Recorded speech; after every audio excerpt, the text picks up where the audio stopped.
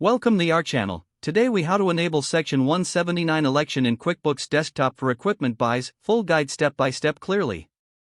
To enable Section 179 election in QuickBooks Desktop for equipment buys, start by launching your QuickBooks Desktop application. Log into your company file using your administrator credentials. Navigate to the Edit menu located at the top of your screen. From the drop-down menu, select Preferences. In the Preferences window, look for Sales Tax on the left-hand side and click on it. Select the Company Preferences tab under Sales Tax. Check the option for Enable Sales Tax. Next, click on OK to save. Now, go to the Lists menu at the top. Choose Item List from the drop-down options. In the item list, locate and select the item that represents the equipment you purchased. If the item does not exist, click on Item and then New to create a new equipment item. Choose the type as Fixed Asset and fill in relevant details such as the name and purchase date. Ensure to enter the cost of the equipment in the Purchase Cost field. After entering all necessary details, click OK to save the item. Now, return to the main dashboard and select Company from the menu. From the drop-down, choose Make General Journal Entries. In the General Journal Entries window, select the appropriate date for your journal entry.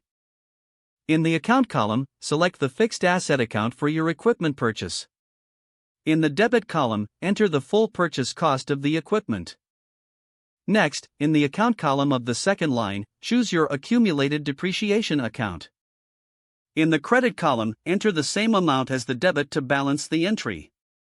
Once all information is filled in, click Save and Close to finalize the journal entry. Next, go to the Reports menu at the top. Select Company and Financial, then choose Balance Sheet. To claim Section 179, proceed to the Reports menu again. Choose Accountant and Taxes, then select Tax Form Worksheet. Choose the appropriate tax form year you are filing for.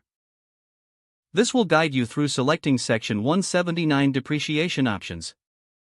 Lastly, consult with your tax advisor to ensure you are complying with all tax regulations for Section 179. This completes the process for enabling Section 179 election in QuickBooks Desktop for equipment buys. If the page does not load, refresh the browser or try again in a private or incognito window. Don't forget to like this video and subscribe to our channel for more step-by-step tech guides.